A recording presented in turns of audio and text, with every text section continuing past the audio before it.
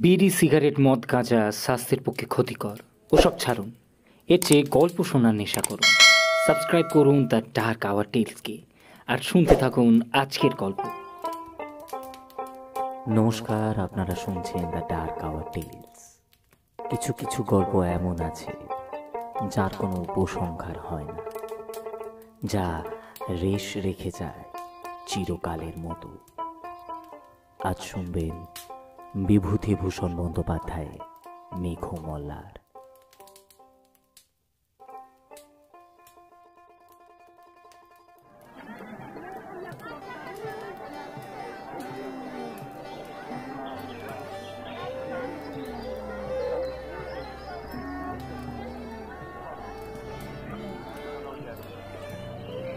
দশপারমিতার মন্দিরে সেদিন যখন সাপুড়ের খেলা দেখবার জন্য অনেক মেয়ে পুরুষ মন্দির প্রাঙ্গণে একত্র হয়েছিল, তারই মধ্যে প্রদ্যুম্ন প্রথমে লোকটিকে দেখে।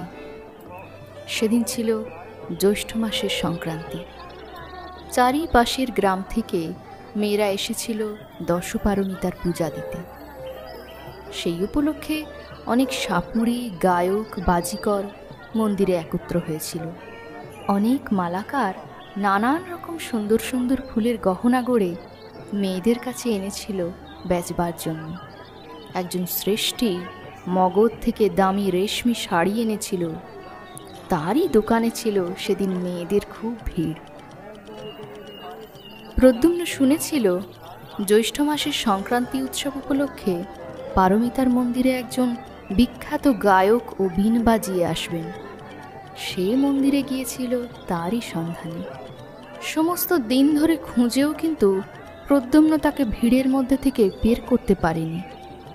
সন্ধ্যার কিছু পূর্বে মন্দিরের উঠানে একজন সাপুড়ে অদ্ভুত অদ্ভুত সাপের খেলা দেখাতে আরম্ভ করল, আর তারই চারিধারে অনেকগুলি কৌতুকপ্রিয়া মেয়ে জমে গেল। ক্রমে সেখানে খুবই ভিড় হয়ে উঠল। প্রদ্যুম্নও সেখানে দাঁড়িয়ে গেল বটে, কিন্তু তার মন সাপ খেলার দিকে আদেও ছিল না।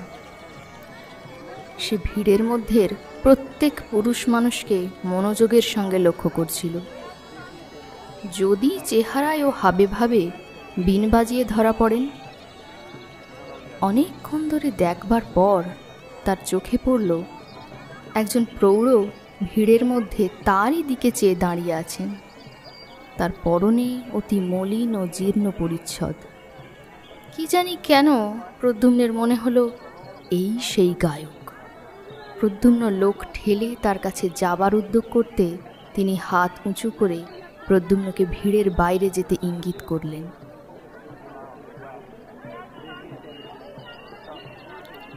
বাইরে আসতে প্রৌঢ় তাকে জিজ্ঞাসা করলেন, আমি অবন্তীর গাইয়ে সুরদাস, তুমি আমাকে খুঁজছিলে না?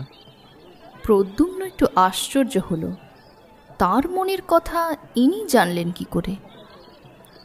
প্রদ্যুম্ন সসম্ভ্রমে জানালেন, হ্যাঁ, সে তাকেই খুঁজছিল বটে। প্রৌঢ় বললেন, তুমি আমার অপরিচিত নও। তোমার পিতার সঙ্গে একসময় আমার যথেষ্ট বন্ধুত্ব ছিল। আমি কাশী গেলেই তোমার পিতার সঙ্গে দেখা না করে আসতাম না। তোমাকে ছেলেবেলায় দেখেছি, তোমার বয়স তখন খুব কম। আপনি এখানে এসে কোথায় আছেন? নদীর ধারে একটা ভাঙা মন্দির আছে, জানো? হ্যাঁ, জানি। ওখানে একজন সন্ন্যাসী পূর্বে থাকতেন না? তিনি এখনো ওইখানেই আছেন। তুমি যে কোনো একদিন গিয়ে ওখানে আমার সঙ্গে দেখা করো। তুমি এখানে কোথায় থাকো? এখানকার বিহারে পড়ি। 3 বছর আছি। আপনি মন্দিরে কতদিন থাকবেন? সে তোমাকে বলবো, তুমি এরই মধ্যে একদিন যেও। প্রদ্যুম্ন প্রণাম করে বিদায় নিল।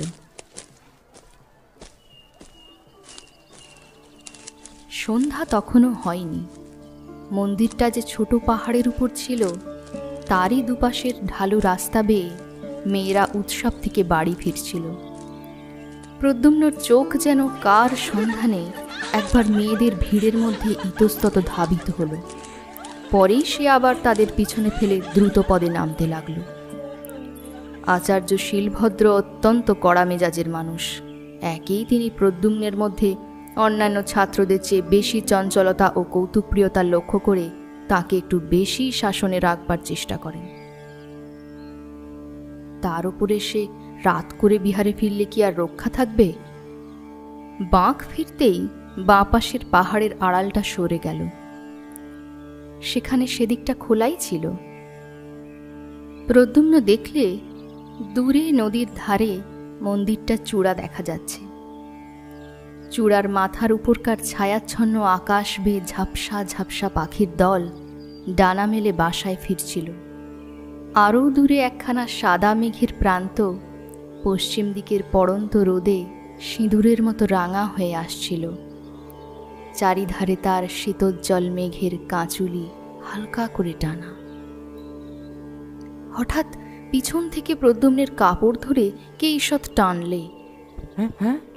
প্রদ্যুম্ন পিছন ফিরে চাইতেই যে কাপড় ধরে টেনেছিল তার চোখে কৌতুকের বিদ্যুৎ খেলে গেল।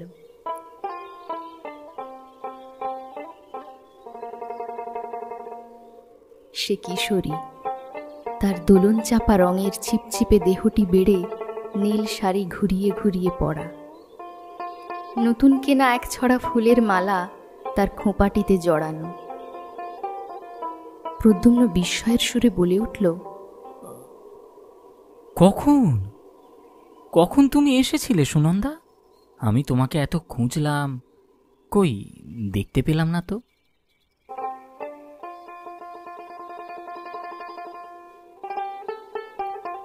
প্রথমে কিশোরীর মুখ লজ্জায় লাল হয়ে উঠল। তারপরে সে একটু অভিমানের সুরে বলল, আমাকে খুঁজতেই যেন এসেছিলে আর কি। যত রাজ্যের সাপুড়ে আর বাজিকরদের মুখের দিকে চেয়ে চেয়ে ঘুরছিলে সে আর আমি দেখিনি। আরে সত্যি বলছি সুনন্দা, তোমাকে খুঁজেছি, নামবার সময় খুঁজেছি, এর আগেও খুঁজেছি। তুমি কাদের সঙ্গে এলে? এমন সময় দেখা গেল একদল মেয়ে পাহাড়ের উপর থেকে সেই পথে নেমে আসছে।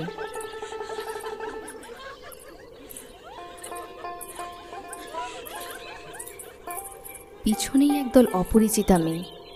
এই অবস্থায় আর সুনন্দার অনুসরণ করা সঙ্গত হবে না ভেবে সে প্রথমটায় খানিক চুপ করে দাঁড়িয়ে রইল। তারপর হতাশা মেশানো ক্রোধে ঘাড় উঁচু করে সে সদর্পে লাফিয়ে লাফিয়ে পথ চলতে লাগল।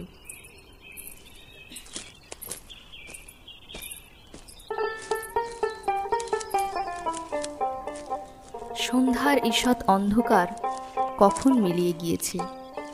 অন্ধকারটাই তরল থেকে তরলতর হতে হতে হঠাৎ কখন জ্যোৎস্নায় পরিণত হয়েছে। অন্যমনস্ক প্রদ্যুম্ন তা মোটেই লক্ষ্য করেনি। যখন তার চমক ভাঙল তখন পূর্ণিমার শুভ্রোজ্জ্বল জ্যোৎস্না পথ ঘাট ধুইয়ে দিচ্ছিল। দূর মাঠের গাছপালা জ্যোৎস্নায় ঝাপসা দেখাচ্ছিল। পড়াশুনো তার হয় কি করে? আচার্য পুনর্বর্ধন ত্রিপিটকের পাঠ অনায়ত্ত দেখে তাকে ভৎসনা করলেই বা কি করা যাবে? এরকম রাত্রে যে যুগে যুগের বিরহীর মনোবেদনা তার প্রাণের মধ্যে জমে ওঠে, তার অবাধ্য মন যে এই সব পরিপূর্ণ জ্যোৎস্না রাতে মহাকোটি বিহারের পাষাণ অলিন্দে মানস সুন্দরীদের পিছনে পিছনে ঘুরে বেড়ায়, এজন্য কি সেই দায়ী? দূরে নদীর বাঁকের ভাঙা মন্দিরে ক্ষীণ আলো জ্বলে উঠল।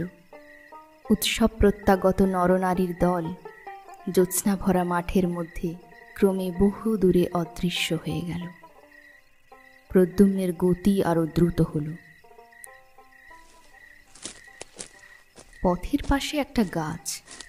গাছের নিকট যেতে প্রদ্যুম্নের মনে হলো গাছের আড়ালে কেউ যেন দাঁড়িয়ে আছে। আরেকটু এগিয়ে গাছের পাশে যেতেই তার অত্যন্ত পরিচিত কণ্ঠের হালকা মিষ্টি হাসির ঢেউয়ে সে থমকে দাঁড়িয়ে গেল। দেখলে গাছতলায় সুনন্দা দাঁড়িয়ে আছে। গাছের পাতার ফাঁক দিয়ে চিকচিকে জ্যোৎস্নার আলো পড়ে তার সর্বাঙ্গে আলো আঁধারের জাল বুনছে।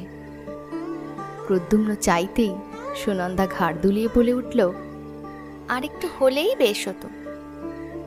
গাছের তলা দিয়ে চলে যেতে, অথচ আমায় দেখতেই পেতে না। সুনন্দাকে দেখে প্রদ্যুম্ন মনে মনে ভারী খুশি হলো। মুখে বললে, না, তা দেখবো কেন? ভারী ব্যাপারটা হয়েছে গাছতলায় লুকিয়ে, আর না দেখতে পেলেই বাকি। আমি তোমার ওপর ভারী রাগ করেছি সুনন্দা, সত্যি বলছি। দোষ করবেন নিজে, আবার রাগও করবেন নিজে। সেদিন কি কথা বলেছিলে মনে আছে? তা না, যত রাজ্যে সাপুরে বাজিকর, মাগো ওদের কাছে যাও কি করে? এমন ময়লা কাপড় পরে আমি ওদের ত্রিসীমানায়ও যাইনি। তুমি বড় মানুষের মেয়ে, তোমার কথাই আলাদা। কিন্তু কথাটা কি ছিল বলছিলে? যাও, আর মিথ্যে ভানে দরকার নেই। কি কথা মনে করে দেখো। সেই দিন বললে না? বুঝতে পেরেছি, সেই বাঁশি। ভেবে দেখো বলেছিলে কি না? আমি দুপুর বেলা থেকে মন্দিরে এসে বসে আছি।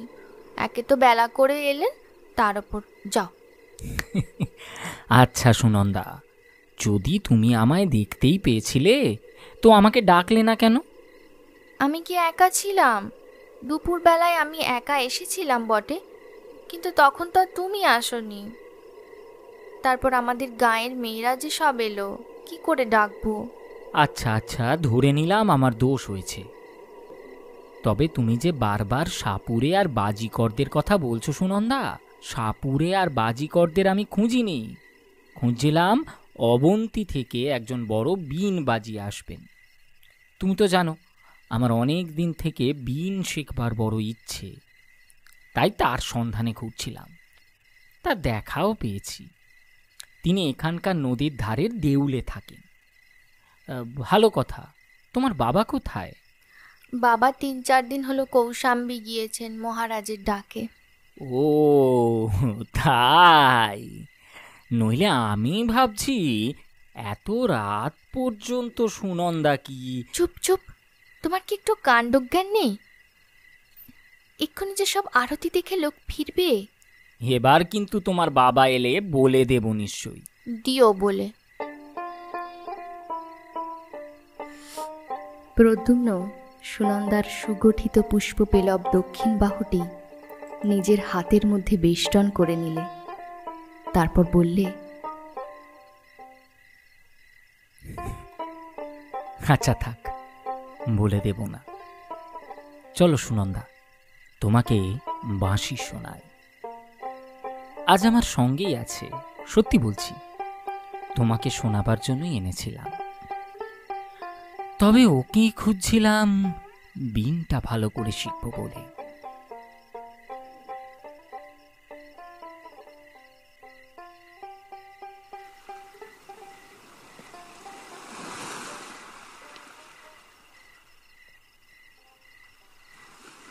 নদীর ধারে এসে কিন্তু প্রদ্যুম্ন বড় নিরুৎসাহ হয়ে পড়ল। সে বাঁশি বাজালে বটে, কিন্তু সে যেন ভাষা ভাষা, সুরের সঙ্গে তাতে কোনো প্রাণের যোগ রইল না। তারা দুজনে নির্জনে আরও কতবার বসেছে। প্রদ্যুম্নের বাঁশি শুনতে সুনন্দা ভালোবাসত বলে প্রদ্যুম্ন যখনই বিহার থেকে বাইরে আসত, বাঁশিটি সঙ্গে আনত।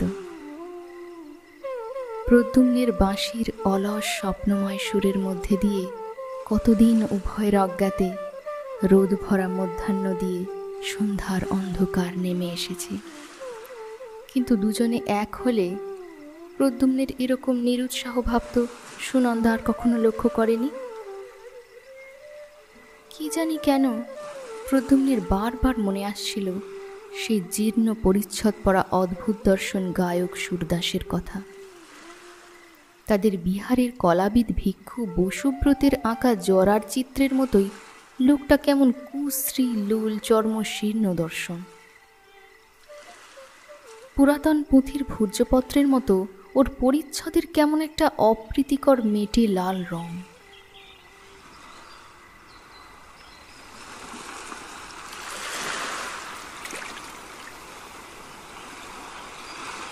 তার পরদিন সকালে প্রদ্যুম্ন নদীর ধারের ভাঙা মন্দিরে গেল। সেটার দেবমূর্তি বহুদিন অন্তর্হিত, সমস্ত গায়ে বড় বড় ফাটল, সাপখোপের বাস। নিকটবর্তী গ্রামবাসীরা সেদিকে বড় একটা কেউ আসতো না। একজন আজীবক সন্ন্যাসী আজ প্রায় 7-8 মাস হলো সেখানে বাস করছেন। তারই 2-4 জন অনুগত ভক্ত মাঝে মাঝে আসতো যেত বলে মন্দিরের পথ আজকাল অপেক্ষাকৃত ভালো আছে। অর্ধ অন্ধকার মন্দিরের মধ্যে প্রদ্যুম্নের সঙ্গে সুরদাসের সাক্ষাৎ হলো। সুরদাস প্রদ্যুম্নকে দেখে খুব আনন্দ প্রকাশ করলেন। তারপর বললেন, আমি ভাবছিলাম তুমি আসবে। হ্যাঁ, তোমার পিতা তো একজন প্রসিদ্ধ গায়ক ছিলেন। তুমি নিজে কিছু শিখেছো? একটু আধটু বাঁশি বাজাতে পারি। পারা তো উচিত। তোমার বাবাকে জানতো না এমন লোক এদেশে খুব কম আছে। প্রতি উৎসবেই কৌশাম্বী থেকে তোমার বাবার নিমন্ত্রণ পত্র আসতো। হ্যাঁ, আমি শুনেছি তুমি নাকি বাঁশিতে বেশ মেঘমল্লার আলাপ করতে পারো। বিশেষ যে কিছু জানি তা নয়, যা মনে আসে তাই বাজায়। তবে মেঘমল্লার মাঝে মাঝে বাজিয়েছি। ওই দেখি কেমন শিখেছো। বাঁশি সবসময় প্রদ্যুম্নের কাছে থাকতো। কখন কোন সময় সুনন্দার সঙ্গে দেখা হয়ে পড়ে বলা তো যায় না।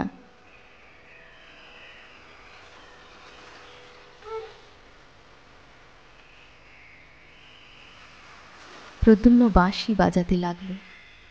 তার পিতা তাকে বাল্যকালে যত্ন করে রাগ রাগিনী শেখাতেন। তাছাড়া সঙ্গীতে প্রদ্যুম্নের একটা স্বাভাবিক ক্ষমতাও ছিল। তার আলাপ অতি মধুর হল। লতা পাতা ফুল ফলের মাঝখান বেয়ে উদার নীল আকাশ আর জ্যোৎস্না রাতের মর্ম ফেটে যে রসধারা বিশ্বে সব সময় ঝরে পড়ছে, তার বাঁশির গানে সে রস যেন মূর্ত হয়ে উঠল।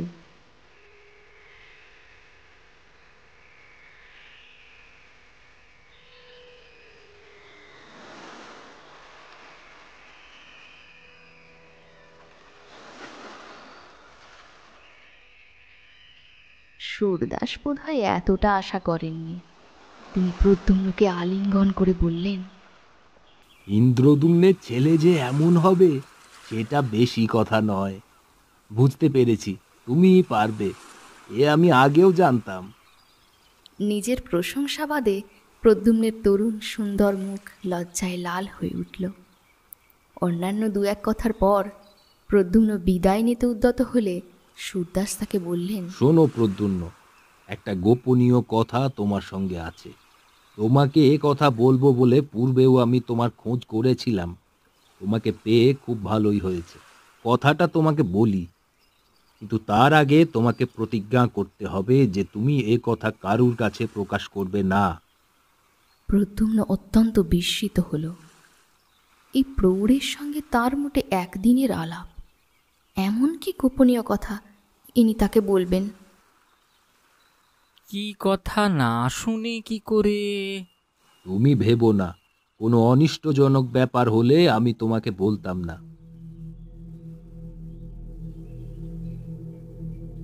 নদীর ওই বড় বাঁকে যে ঢিবিটা আছে জানো, তার সামনেই বড় মাঠ।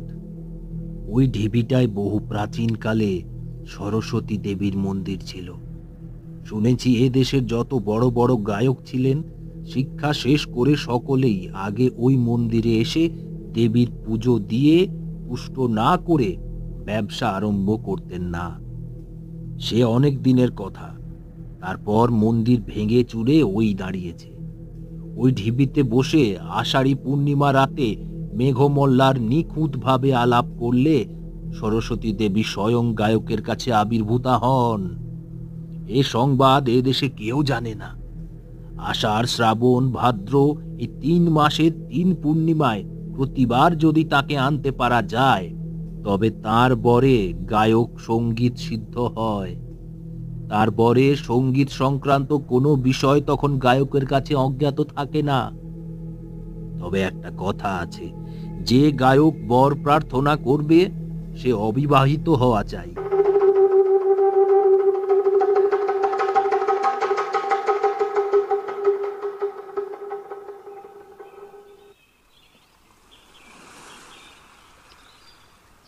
তাই আমি বলছিলাম, সামনের পূর্ণিমায় তুমি আর আমি এই বিষয়টা চেষ্টা করে দেখব। তুমি কি বলো? সুরদাসের কথা শুনে প্রদ্যুম্ন অবাক হয়ে গেল। তা কি করে হয়? আচার্য বসুব্রত কলাবিদ্যা সম্বন্ধে উপদেশ দিতে দিতে অনেকবার যে বলেছেন, কলা অধিষ্ঠাত্রী দেবী সরস্বতীর যে মূর্তি হিন্দুরা কল্পনা করেন সেটা নিছক কল্পনাই, তার সঙ্গে বাস্তবের কোনো সম্পর্ক নেই। সত্য সত্য তাকে দেখতে পাওয়া, এ কি সম্ভব? প্রদ্যুম্ন চুপ করে রইল। সুরদাস একটু ব্যগ্রভাবে জিজ্ঞাসা করলেন, সে বিষয়ে তুমি নিশ্চিন্ত থাকো, এর সত্যতা তুমি নিজের চোখে দেখো। তোমার অমত না থাকলে আমি সামনের পূর্ণিমায় সব ব্যবস্থা করে রাখি। সুরদাসের কথার পর থেকেই প্রদ্যুম্ন অত্যন্ত বিস্ময়ে কৌতূহলে কেমন একরকম হয়ে গিয়েছিল। সে ঘাড় নেড়ে বললে, আচ্ছা, রাখবেন, আমি আসব।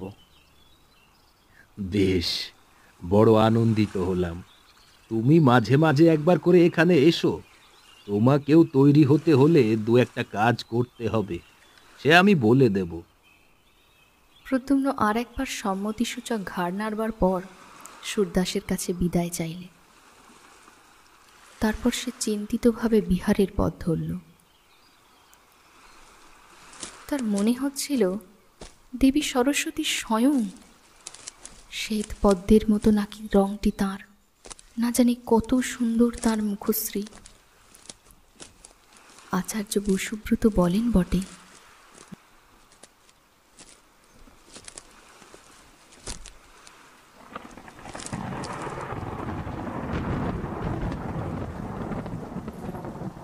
ভদ্রাবতী নদীর ধারে শাল পিয়াল তমাল বনে সেবার ঘন ঘোর বর্ষা নামল। কোন বিরোহিণী পরসুন্দরীর অযত্ন বিন্যস্ত মেঘবরণ চুলের রাশ এলিয়ে দেওয়া, প্রাবিট রজনীর ঘনান্ধকার তার প্রিয়হীন প্রাণের নিবিড় নির্জনতা, দূর বনের ঝোড়ো হাওয়ায় তার আকুল দীর্ঘশ্বাস, তারই প্রতীক্ষা শ্রান্ত আঁখি দুটির অশ্রুভারে ঝরঝর অবিশ্রান্ত বাড়ি বর্ষণ, মেঘ মেদুর আকাশের বুকে বিদ্যুৎ চমক তার হতাশ প্রাণে ক্ষণিক আশার মেঘদূত আষাঢ়ী।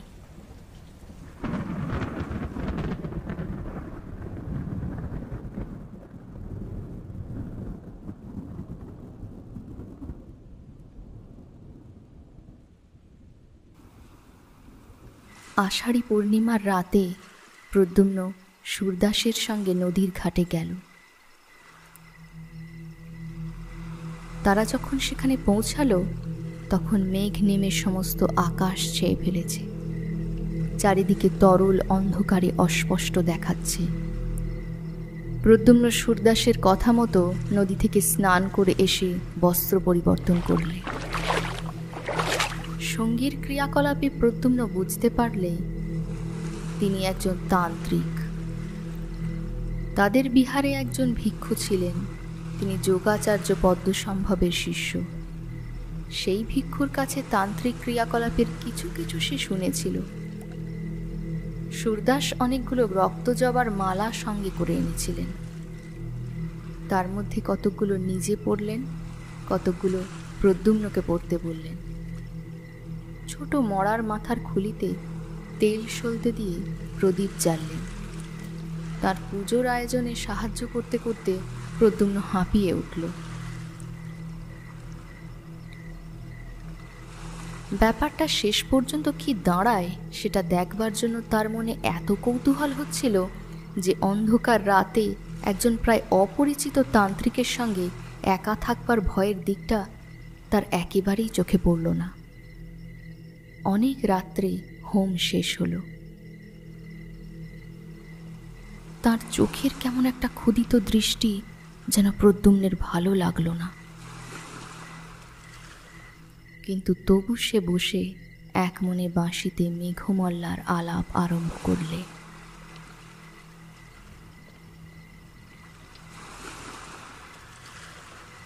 তখন আকাশ বাতাস নীরব। অন্ধকারে সামনের মাঠটায় কিছু দেখবার উপায় নেই। শালবনের ডালপালায় বাতাস লেগে একরকম অস্পষ্ট শব্দ হচ্ছে। বড় মাঠের পাড়ে শালবনের কাছে দিকচক্রবালের ধারে নৈশ প্রকৃতি পৃথিবীর বুকে অন্ধকার পুষ্পসজ্জায় তার অঞ্চল বিছিয়ে দিয়েছে। শুধু বিশ্রাম ছিল না ভদ্রাবতীর, সে কোন অনন্তের সঙ্গে নিজেকে মিশিয়ে দেবার আকুল আগ্রহে একটানা বয়ে চলেছে। মৃদু গুঞ্জনে আনন্দ সঙ্গীত গাইতে গাইতে, কুলে তাল দিতে দিতে। হঠাৎ সামনের মাঠটা থেকে সমস্ত অন্ধকার কেটে গিয়ে সারা মাঠটা তরল আলোকে প্লাবিত হল। প্রদ্যুম্ন সবিস্ময়ে দেখলে মাঠের মাঝখানে শত পূর্ণিমার জ্যোৎস্নার মতো অপরূপ আলোর মণ্ডলে কে এক জ্যোৎস্নাবরণী অনিন্দু সুন্দরী মহিমাময়ী তরুণী। তার নিবিড় কৃষ্ণ কেশরাশি অযত্ন বিন্যস্তভাবে তার অপূর্ণ গ্রীবাদেশের পাশ দিয়ে ছড়িয়ে পড়েছে। তার আয়ত নয়নের দীর্ঘ কৃষ্ণপক্ষ কোন স্বর্গীয় শিল্পীর তুলি দিয়ে আঁকা। তার তুষার ধবল বাহুবল্লী দিব্য পুষ্পাভরণে মণ্ডিত। তার ক্ষীণ কোটি নীল বসনের মধ্যে অর্ধলুক্কায়িত মণিমেখলায় দীপ্তিমান। তার রক্তকমলের মতো পা দুটিকে বুক পেতে নেওয়ার জন্য মাটিতে বাসন্তী পুষ্পের দল ফুটে উঠেছে। হ্যাঁ, এই তো দেবী বাণী।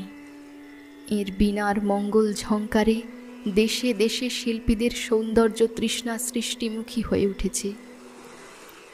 এর আশীর্বাদের দিকে দিকে সত্যের প্রাণ প্রতিষ্ঠা হয়েছে। এরই প্রাণের ভাণ্ডারে বিশ্বের সৌন্দর্য সম্ভার নিত্য অফুরন্ত হয়েছে। শাশ্বত এনার মহিমা, অক্ষয় এর দান, চিরনূতনের বাণী। প্রদ্যুম্ন চেয়ে থাকতে থাকতে দেবীর মূর্তি অল্পে অল্পে মিলিয়ে গেল। জ্যোৎস্না আবার ম্লান হয়ে পড়ল। বাতাস আবার নিস্তেজ হয়ে বইতে লাগল। অনেকক্ষণ প্রদ্যুম্নের কেমন একটা মোহের ভাব দূর হলো না।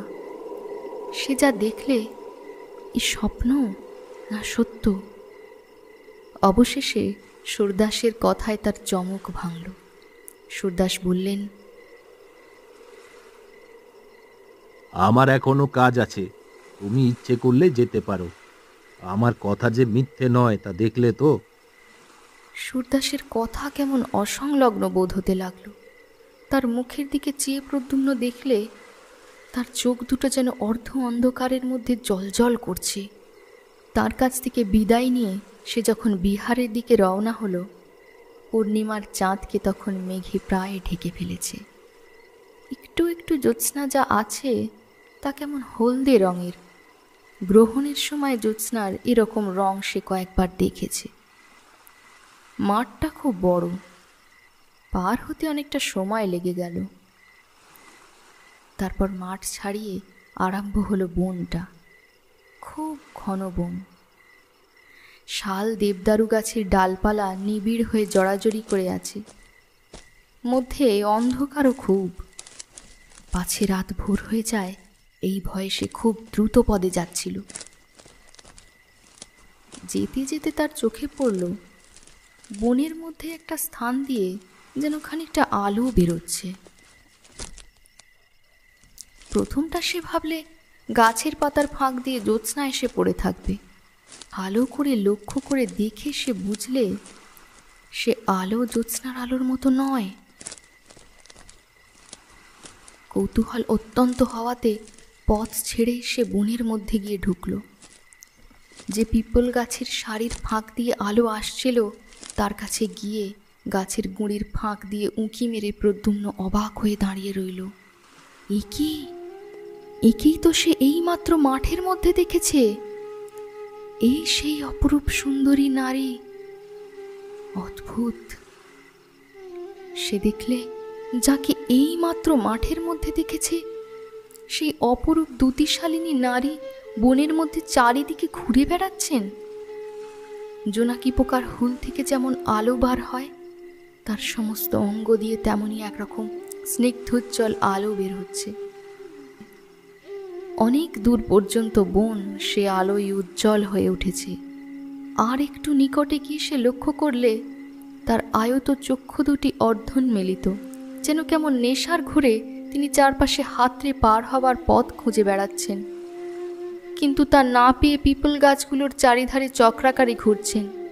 তার মুখশ্রী অত্যন্ত বিপন্নের মতো। প্রদ্যুম্নের হঠাৎ বড় ভয় হলো।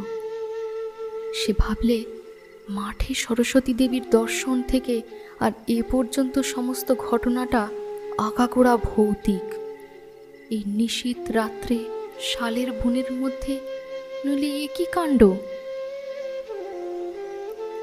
সে আর সেখানে মোটেই দাঁড়ালো না। বন থেকে বার হয়ে দ্রুত হাঁটতে হাঁটতে যখন বিহারের উদ্যানে এসে পৌঁছালো, ম্লান চাঁদ তখন কুমার শ্রেণীর পাহাড়ের পিছনে অস্ত যাচ্ছে। ভোর রাতে শয্যায় শুয়ে ঘুমিয়ে পড়ে সে স্বপ্ন দেখলে ভদ্রাবতীর গভীর কালো জলের তলায় রাতের অন্ধকারে কি এক দেবী পথ হারিয়ে ফেলেছেন। তিনি যতই ওপরে উঠবার চেষ্টা করছেন, জলের ঢেউ তাকে তত বাধা দিচ্ছে।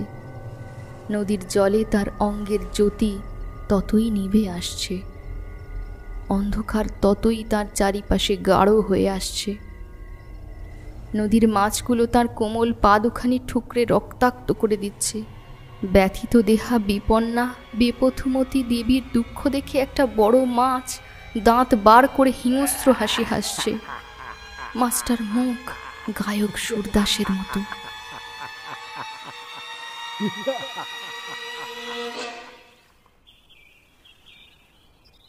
প্রদ্যুম্ন ভোরে উঠেই আচার্য পুনর্বর্ধনের কাছে গিয়ে সুরদাসের সঙ্গে প্রথম দেখার দিন থেকে গত রাত্রি পর্যন্ত সমস্ত ব্যাপারটা খুলে বললে। আচার্য পুনর্বর্ধন বৌদ্ধ দর্শনের অধ্যাপক ছিলেন। মঠের ভিক্ষুদের মধ্যে তিনি ছিলেন সর্বাপেক্ষা প্রাচীন ও বিজ্ঞ। এজন্য সকলেই তাকে শ্রদ্ধা করত। তিনি সব শুনে বিস্মিত হলেন। সঙ্গে সঙ্গে তার চোখের দৃষ্টি শঙ্কাকুল হয়ে উঠল। তিনি জিজ্ঞাসা করলেন, কি, এ কথা তুমি আগে জানাওনি কেন? তিনি নিষেধ করেছিলেন। তাহলে এখন বলতে এসেছো কেন? আমি তার কাছে প্রতিজ্ঞা।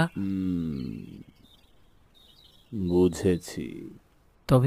তবে এখন আমার মনে হচ্ছে আমি যেন কার অনিষ্ট করেছি।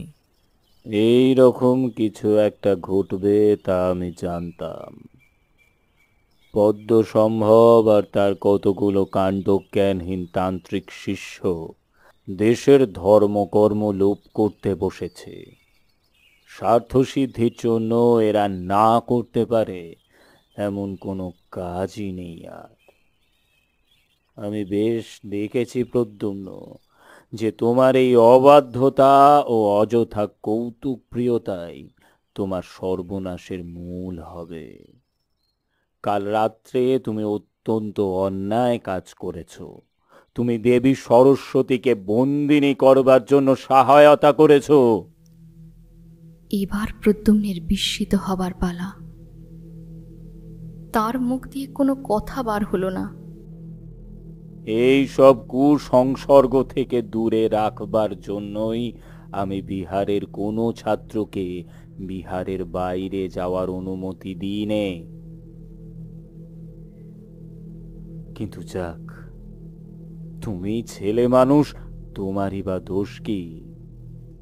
আচ্ছা, এই সুরদাসকে দেখতে কিরকম বলো তো দেখি। প্রদ্যুম্ন সুরদাসের আকৃতি বর্ণনা করলে। আমি জানি তুমি যাকে সুরদাস বলছো তার নাম সুরদাস নয়, তার বাড়ি অবন্তীতেও নয়। সে হচ্ছে প্রসিদ্ধ কাপালিক কুনাট্য। কার্যসিদ্ধির জন্য তোমার কাছে মিথ্যা নাম বলেছে। কিন্তু আপনি যে বলেছেন। সেই ইতিহাস বলছি শোনো। নদীর ধারে যে সরস্বতী মন্দিরের ভগ্নস্তূপ আছে, ওটা হিন্দুদের একটা অত্যন্ত বিখ্যাত তীর্থস্থান। প্রায় 200 বৎসর পূর্বে একজন তরুণ গায়ক ওখানে থাকত।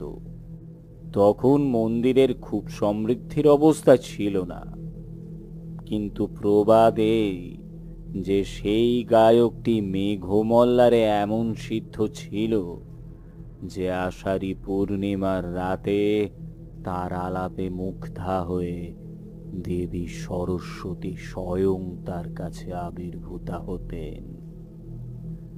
সেই থেকে ওই মন্দির এক প্রসিদ্ধ তীর্থস্থান হয়ে ওঠে। সে গায়ক মারা যাবার পরেও পূর্ণিমার রাতে কোনো সিদ্ধ গায়ক মেঘমল্লার আলাপ করলেই দেবী যেন কোনো টানে তার কাছে এসে পড়েন। এই গুণাঢ্য একবার অবন্তীর প্রসিদ্ধ গায়ক সুরদাসের সঙ্গে ওই ঢিবিতে উপস্থিত ছিল। সুরদাস মেঘমল্লারে সিদ্ধ ছিলেন। তার গানে নাকি সরস্বতী দেবী তার সম্মুখে আবির্ভূতা হন এবং তাকে বর প্রার্থনা করতে বলেন। সুরদাস প্রার্থনা করেন যে তিনি দেশের সঙ্গীতজ্ঞ ব্যক্তিদের মধ্যে শ্রেষ্ঠ আসন প্রাপ্ত হন। সরস্বতী দেবী তাকে সেই বরই দেন। তারপর দেবী যখন গুণাঢ্যকে বর প্রার্থনা করতে বললেন, তখন সে দেবীর রূপে মুগ্ধ হয়ে তাকেই প্রার্থনা করে বসে। সরস্বতী দেবী বলেছিলেন, তাকে পাওয়া নির্গুণের কাজ নয়। সে নামে গুণাঢ্য হলেও কার্যত তার এমন কোনো কলাতেই নিপুণতা নেই যে তাকে পেতে পারে। অনেক জীবন ধরে সাধনার প্রয়োজন। সরস্বতী দেবী অন্তর্হিত হওয়ার পর মূর্খ গুণাঢ্যর মোহ আরো বেড়ে যায়, আর সেই সঙ্গে সঙ্গে দেবীর ওপর অত্যন্ত রাগ হয়। সে তন্ত্রোক্ত মন্ত্র বলে দেবীকে বন্দিনী করবার জন্য উপযুক্ত তান্ত্রিক গুরু খুঁজতে থাকে। আমি জানি সে এক সন্ন্যাসীর কাছে তন্ত্রশাস্ত্রের উপদেশ নিত। সন্ন্যাসী কিছুদিন পরে তার তন্ত্র সাধনার হীন উদ্দেশ্য বুঝতে পেরে তাকে দূর করে দেয়। এসব কথা এদেশের সকল প্রাচীন লোকই জানে। আমি ভেবেছিলাম সে এদেশ থেকে চলে গিয়েছে, কিন্তু এখন তোমার কথা শুনে আমার মনে হচ্ছে কাল রাতে সে কৃতকার্য হয়েছে বোধহয়। এতদিন ওই উদ্দেশ্যেই সে কোথাও তন্ত্র সাধনা করছিল। যাক, তুমি এখনই গিয়ে দেখো ওই মন্দিরে সে আছে কিনা, আর থাকে যদি আমায় সংবাদ দিও। প্রদ্যুম্ন সেখানে আর এক মুহূর্ত দাঁড়ালো না। সে ছুটতে গিয়ে বিহারের উদ্যানে পড়ল। তখন রোদ বেশ ফুটে উঠেছে। বিহারের পাঠার্থীদের সমবেত কণ্ঠে স্তোত্রগান তার কানে আসছিল।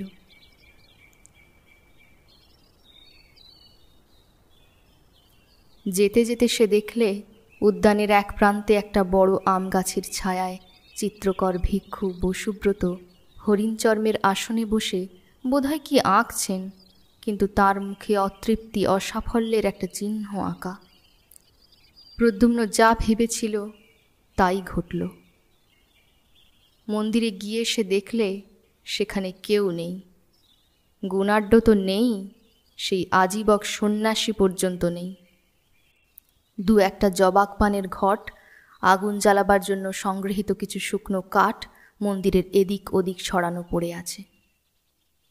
সেই দিন গভীর রাত্রে প্রদ্যুম্ন কাউকে কিছু না বলে চুপি চুপি বিহার পরিত্যাগ করল। তারপর 1 বৎসর কেটে গিয়েছে।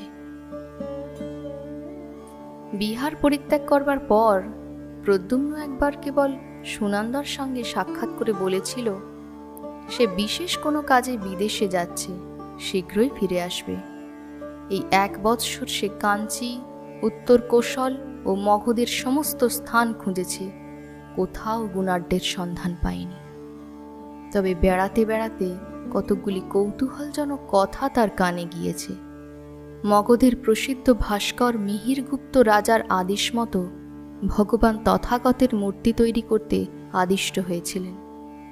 1 বৎসর পরিশ্রম করে তিনি যে মূর্তি গড়ে তুলেছেন তার মুখশ্রী এমন রূঢ় ও ভাববিহীন হয়েছে যে তা বুদ্ধের মূর্তি কি মগধের দুর্দান্ত দস্যু দমনকের মূর্তি তা সে দেশের লোক ঠিক করে বুঝতে পারছে না।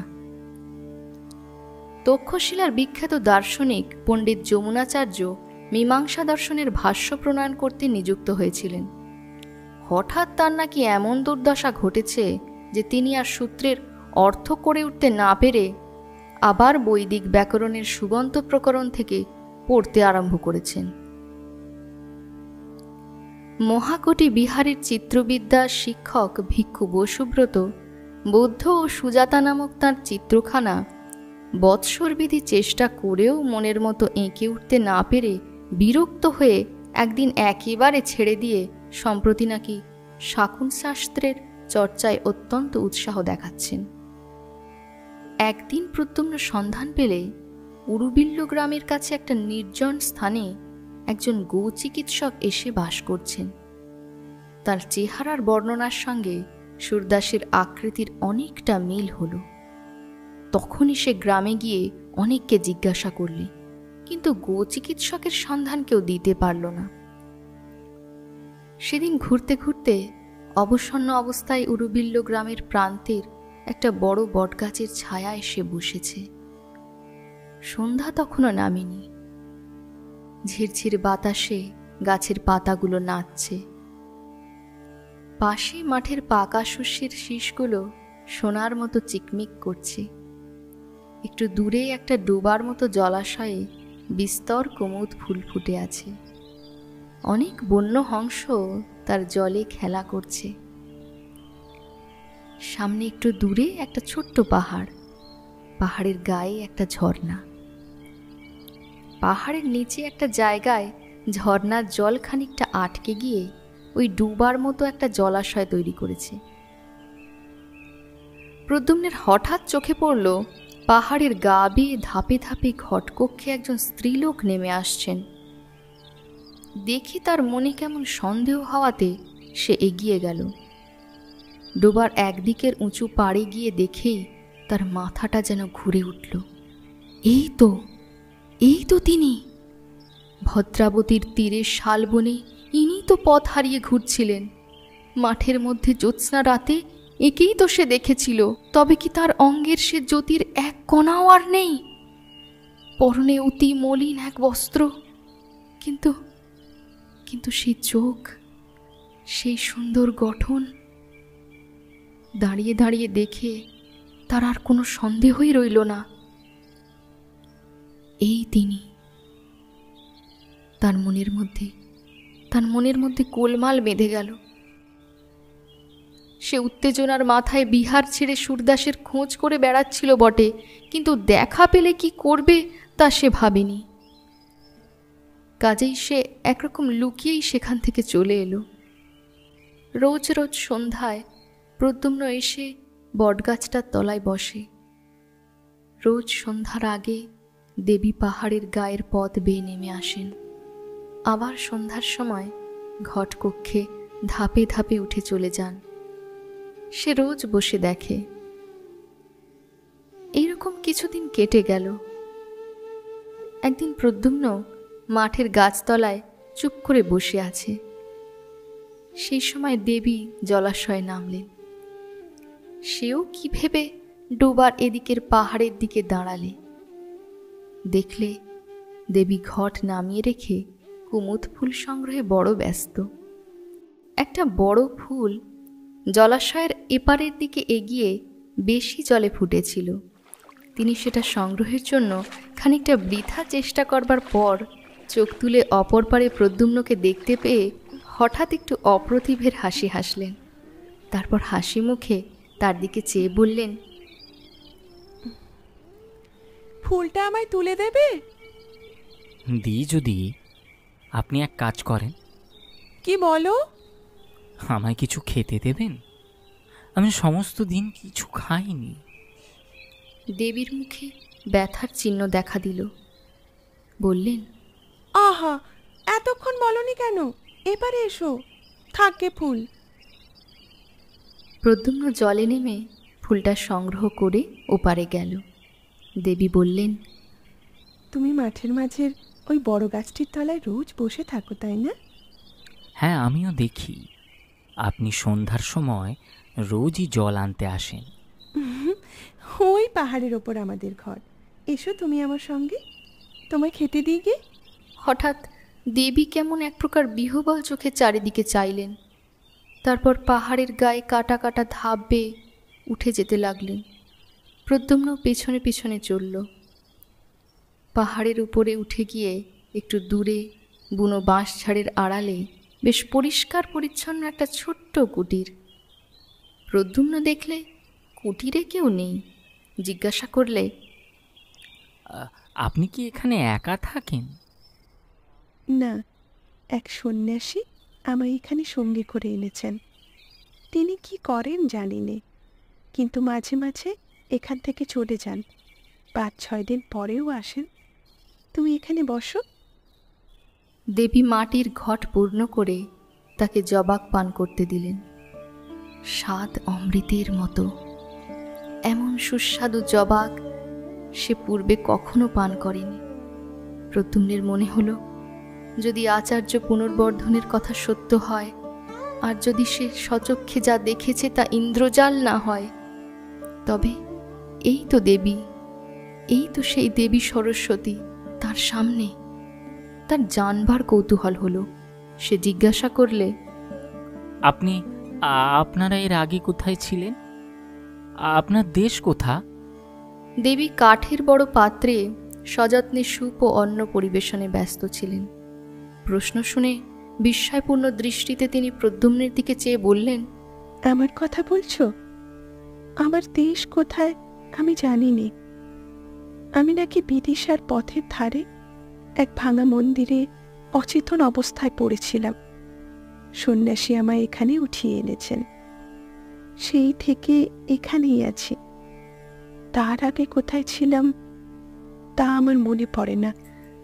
তিনি অন্যমনস্কভাবে বাইরের সাঁঝের রক্তিম আকাশে, যেখানে উরুবিল্ল গ্রামের প্রান্তরে বনরেখার মাথায় সূর্য হেলে পড়েছে, সেই দিকে চেয়ে রইলেন। চেয়ে চেয়ে কি মনে আনবার চেষ্টা করলেন, বোধহয় মনে এলো না। হঠাৎ কি ভেবে তার পদ্মের মতো চোখ দুটি বেয়ে ঝরঝর করে জল ঝরে পড়ল। তাড়াতাড়ি আঁচলে মুছে নিয়ে তিনি প্রদ্যুম্নের সামনে অন্নপূর্ণ কাঠের থালা রাখলেন। খাবার জিনিস কিছুই নেই। তুমি রাত্রে এখানে থাকো। আমি পদ্মের বীজ শুকিয়ে রেখেছি, তাই দিয়ে রাত্রে পায়েস তৈরি করে দেব। সকালে যেও। প্রদ্যুম্নের চোখে জল আসছিল। ওগো বিশ্বের আত্মবিস্মৃতা সৌন্দর্য লক্ষ্মী, বিদিশার মহারাজ আর মহাসৃষ্টিকে সমবেত রত্ন ভাণ্ডারও তোমার পায়ের এক কণা ধুলোরও যোগ্য নয়। সে দেশের পথের ধুলো এমন কি পুণ্য করেছে মা, যে তুমি সেখানে পড়ে থাকতে যাবে? খাওয়া শেষ হলে প্রদ্যুম্ন বিদায় চাইলে। থাকো না কেন রাত্রে? রাত্রে পায়েস রেঁধে দেব। আপনার এখানে একা রাত্রে থাকতে ভয় করে না? খুব ভয় করে। ওই বেতের বনে অন্ধকারে কি যেন নড়ে। ভয়ে আমি দৌড় খুলতে পারি নে। ঘুম হয় না, সমস্ত রাত বসেই থাকি। প্রদ্যুম্নের হাসি পেল। ভাবলে রাতে একা থাকতে ভয় করে বলে পায়েসের লোভ দেখিয়ে দেবী তাকে সঙ্গে রাখতে চান। আচ্ছা, রাতে থাকবো। দেবীর মুখ আনন্দে উজ্জ্বল হয়ে উঠল। সমস্ত রাত সে কুটিরের বাইরে খোলা হাওয়ায় বসে কাটালে। দেবীও কাছে বসে রইলেন। বললেন, এমন জ্যোৎস্না আমি কিন্তু ভয়ে বাইরে আসতে পারি নে। ঘরের মধ্যে বসে রাত কাটাই। আত্মবিস্মৃত হওয়া এই যে তার কল্পনার বাইরের জিনিস। নানান গল্পে সমস্ত রাত কাটল। ভোর হতে সে বিদায় চাইলে। দেবী বলে দিলেন, সন্ন্যাসী এলে একদিন আবার এসো। দেবীর ব্যাপার দেখে প্রদ্যুম্ন অবাক হয়ে গিয়েছিল। হলেই বা মন্ত্রশক্তি, এতটা! সেই দিন থেকে প্রতি রাত্রে সে দেবীর অলক্ষিতে পাহাড়ের নিচে বসে কুটিরের দিকে চেয়ে পাহারা রাখত। তার তরুণ বীর হৃদয় এক ভীরু নারীকে একা বনের মধ্যে ফেলে রাখার বিরুদ্ধে বিদ্রোহ তুলেছিল। 10-15 দিন কেটে গেল। এক একদিন প্রদ্যুম্ন শুনত দেবী অনেক রাত্রে একা গান গাইছে। সে গান পৃথিবীর মানুষের নয়, সে গান প্রাণধারার আদিম ঝর্ণার গান, সৃষ্টিমুখী নীহারিকাদের গান, অনন্ত আকাশে দিকহারা কোনো পথিক তারার গান।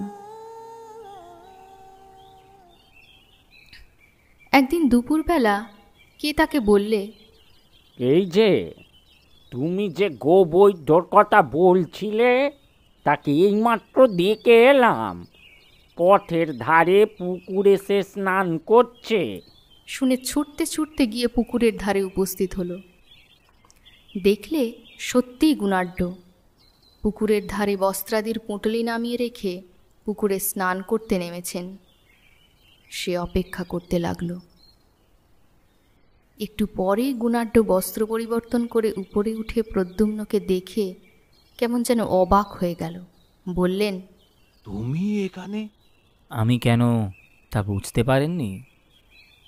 তুমি এখন বলছো বলে নয় প্রদ্যুম্ন, আমি এ কাজ করবার পর যথেষ্ট অনুতপ্ত আছি। প্রতি রাতে ভয়ানক স্বপ্ন দেখি, কারা যেন বলছে তুই যে কাজ করেছিস এর শাস্তি অন্তত নরক।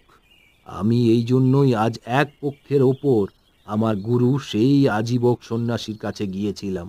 তাঁরই কাছে বশীকরণ মন্ত্র আমি শিক্ষা করি। এর এমন শক্তি যে মনে করলে আমি যাকে ইচ্ছে বাঁধতে পারি, কিন্তু আনতে পারি নে।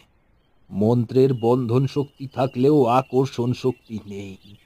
এই জন্যই আমি তোমাকে সঙ্গে নিয়েছিলাম। আমি নিজে সঙ্গীতের কিছুই যে জানি নে তা নয়, কিন্তু আমি জানতাম যে তুমি মেঘমল্লারে সিদ্ধ। তোমার গানে দেবী ওখানে আসবেনি, এলে তারপর মন্ত্রে বাঁধব। এর আগে আমার বিশ্বাসই ছিল না যে এমন একটা ব্যাপার হওয়া সম্ভব। অনেকটা মন্ত্রের গুণ পরীক্ষা করবার কৌতূহলেই আমি এ কাজ করি। এখন আমার গুরুর কাছ থেকেই আসছি। তিনি সব শুনে একটা মন্ত্র শিক্ষা দিয়েছেন। এটা পূর্ব মন্ত্রের বিরোধী শক্তি সম্পন্ন। সেই মন্ত্রপুত জল দেবীর গায়ে ছড়িয়ে দিলে তিনি আবার মুক্ত হবেন বটে, কিন্তু তার কোনো উপায় নেই। উপায় নেই কেন? যে ছিটিয়ে দেবে সে চিরকালের জন্য পাষাণ হয়ে যাবে। আমার পক্ষে দুদিকই যখন সমান, তখন তাকে বন্দিনী রাখাই আমার ভালো। রাগ করো না প্রদ্যুম্ন, ভেবে দেখো, মৃত্যুর পর হয়তো পরজগৎ আছে, কিন্তু পাষাণ হওয়ার পর তা আমি পারবো না। আত্মবিস্মৃতা বন্দিনী দেবীর চোখ দুটির করুণ অসহায় দৃষ্টি প্রদ্যুম্নের মনে এলো।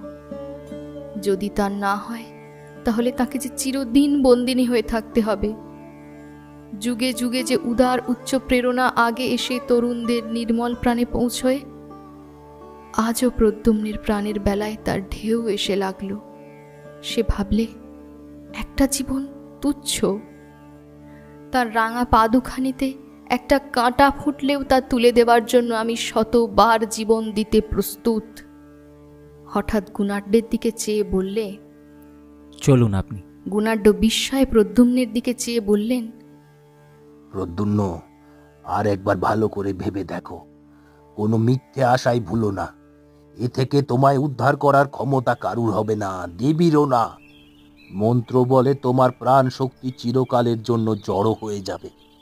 বেশ বুঝে দেখো, মন্ত্র শক্তি নির্মম অমোঘ, কাউকে রেহাই দেবে না। আপনি কি ভাবেন আমি কিছু গ্রাহ্য করি? কিছু না, চলুন। কুটিরে গিয়ে যখন তারা উপস্থিত হলো, তখন রোদ বেশ পড়ে এসেছে। দেবী কুটিরের বাইরে ঘাসের ওপর অন্যমনস্কভাবে চুপ করে বসেছিলেন। কই, আমায় মন্ত্রপুত জল দিন তবে। সত্যি তাহলে তুমি এতে প্রস্তুত? আমায় আর কিছু বলবেন না, জল দিন। দেবী কুটিরের মধ্যে আহারের স্থান করে দুজনকে খেতে দিলেন। আহারাদি যখন শেষ হলো তখন সন্ধ্যার আর বেশি দেরি নেই। বেতসবনে ছায়া নেমে আসছে, রাঙা সূর্য আবার উরুবিল্ল গ্রামের উপর ঝুলে পড়েছে। গোধূলির আলোয় দেবীর মুখপদ্মে অপরূপ শ্রী ফুটে উঠল। তারপর তিনি ঘটকক্ষে প্রতিদিনের মতো নিচের ঝর্ণায় জল আনতে নেমে গেলেন। আমি এখান থেকে চলে যাই, তারপর তুমি ঘটপূর্ণ জল দেবীর গায়ে ছিটিয়ে দিও। তার চক্ষু অশ্রুপূর্ণ হল। আবেগ ভরে তিনি প্রদ্যুম্নকে আলিঙ্গন করে বললেন, আমি কাপুরুষ, আমার সে সাহস নেই, নইলে। তিনি কুটিরের মধ্যে তার দ্রব্যাদি সংগ্রহ করে নিলেন। তারপর সরু পথ বেয়ে বেতসবনের ধার দিয়ে পাহাড়ের অপর পারে চলে গেলেন। তারই একটু দূরে মগধ থেকে বিদিশা যাওয়ার রাজবর্ম। প্রদ্যুম্ন চারিদিকে চেয়ে বসে বসে ভাবলে, ওই নীল আকাশের তলে 20 বৎসর আগে সে মায়ের কোলে জন্মেছিল। তার সে মা বারাণসীতে তাদের গৃহটিতে বসে বাতায়ন পথে সন্ধ্যার আকাশের দিকে চেয়ে হয়তো প্রবাসী পুত্রের কথাই ভাবছেন। মায়ের মুখখানি একবারটি শেষবারের জন্য দেখতে তার প্রাণ আকুল হয়ে উঠল। পূর্ব আকাশের নবমীর চাঁদ কেমন উজ্জ্বল হয়ে উঠেছে। মগধ যাওয়ার রাজপথে গাছের সারির মাথায় একটা তারা ফুটে উঠল। বেতসবনের বেত ডাঁটাগুলো তরল অন্ধকারে আর ভালো দেখা যায় না। প্রদ্যুম্নের চোখ হঠাৎ অশ্রুপূর্ণ হল। সে সময় সে দেখলে দেবী জল নিয়ে পাহাড়ের গা বেয়ে উঠে আসছেন। মন্ত্রপুত জলপূর্ণ ঘট সে মাটিতে নামিয়ে রেখেছিল। দেবীকে আসতে দেখে তা হাতে তুলে নিলে। দেবী কুটিরের সামনে এলেন। তার হাতে অনেকগুলো আধফোঁটা কুমুদ ফুল। প্রদ্যুম্নকে জিজ্ঞাসা করলেন, সন্ন্যাসী কোথায়? তিনি আবার কোথায় চলে গেলেন, আজ আর আসবেন না। মা, মা, না জেনে তোমার উপর অত্যন্ত অন্যায় আমি করেছিলাম। আজ তারই শাস্তি আমাকে নিতে হবে। কিন্তু আমি তার জন্য এতটুকু দুঃখিত নই। যতক্ষণ না জ্ঞান লুপ্ত হয়ে যায় ততক্ষণ এই ভেবে আমার সুখ যে বিশ্বের সৌন্দর্য লক্ষ্মীকে অন্যায় বাঁধন থেকে মুক্ত করার অধিকার আমি পেয়েছি। শুনুন, আপনি বেশ করে মনে করে দেখুন তো, আপনি কোথা থেকে এসেছিলেন? কেন? আমি তো বিদিশার পথের ধারে। প্রদ্যুম্ন এক অঞ্জলি জল তার সর্বাঙ্গে ছিটিয়ে দিলে। সদ্য নিদ্রক্ষিতার মতো দেবী যেন চমকে উঠলেন। প্রদ্যুম্ন দৃঢ় হস্তে আর এক অঞ্জলি জল দেবীর সর্বাঙ্গে ছিটিয়ে দিলে। নিমেষের জন্য তার চোখের সামনের বাতাসে এক অপূর্ব সৌন্দর্যের স্নিগ্ধ প্রসন্ন হিল্লোল বয়ে গেল। তার সারা দেহ মন আনন্দে শিহরে উঠল। সঙ্গে সঙ্গে তার মনে এলো বারাণসীতে তাদের গৃহে সন্ধ্যার আকাশে বদ্ধ আঁখি বাতায়ন পথবর্তিনী তার মা। কুমার শ্রেণীর বিহারে আচার্য শীলব্রতের কাছে একটি মেয়ে অল্প বয়সে দীক্ষা গ্রহণ করে। তার নাম সুনন্দা। সে হিরণ্যনগরের ধনবান শ্রেষ্ঠী সামন্ত দাসের মেয়ে। পিতামাতার অনেক অনুরোধ সত্ত্বেও মেয়েটি নাকি বিবাহ করতে সম্মত হয়নি। অত্যন্ত তরুণ বয়সে প্রবোজ্জা গ্রহণ করায় সে বিহারের সকলের শ্রদ্ধার পাত্রী হয়ে উঠেছিল। সেখানে কিন্তু কারো সঙ্গে সে তেমন মিশত না। সর্বদাই নিজের কাজের সময় কাটাত আর সর্বদাই কেমন অন্যমনস্ক থাকত। জ্যোৎস্না রাতে বিহারের নির্জন পাষাণ অলিন্দে দাঁড়িয়ে দাঁড়িয়ে সে আপন মনে প্রায়ই কি ভাবত।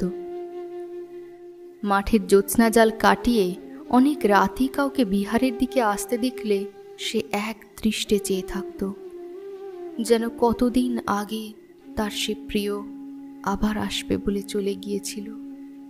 তারই আসবার দিন গুনে গুনে এই শ্রান্ত শান্ত ধীর পথ চাওয়া।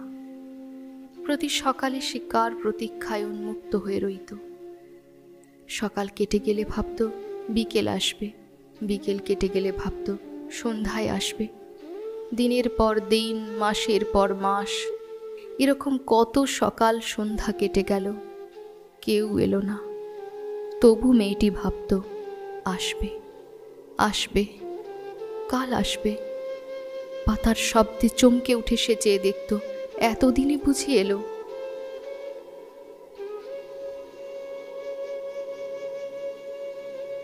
এক এক রাতে সে বড় অদ্ভুত স্বপ্ন দেখত। কোথাকার যেন কোন এক পাহাড়ের ঘন বেতের জঙ্গল আর বাঁশের বনের মধ্যে লুকোনো আছে এক অর্ধভগ্ন পাষাণ মূর্তি। নিঝুম রাতে সে পাহাড়ের বেত গাছ হাওয়ায় দুলছে, বাঁশবনে শিরশির শব্দ হচ্ছে। দীর্ঘ দীর্ঘ বেত ডাঁটার ছায়ায় পাষাণ মূর্তিটার মুখ ঢাকা পড়ে গেছে। সে অন্ধকার অর্ধরাত্রে জনহীন পাহাড়টার বাঁশগুলোর মধ্যে ঝোড়ো হাওয়া ঢুকে কেবল বাজাচ্ছে মেঘমাল্লার। ভোরে উঠে রাতের স্বপ্ন ভেবে আশ্চর্য হয়ে যেত।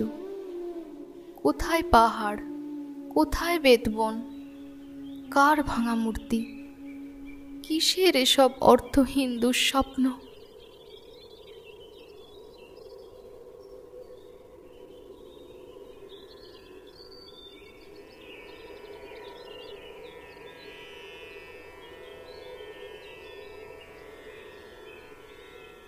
তোমরা কখনো প্রদ্যুম্নকে দেখেছ?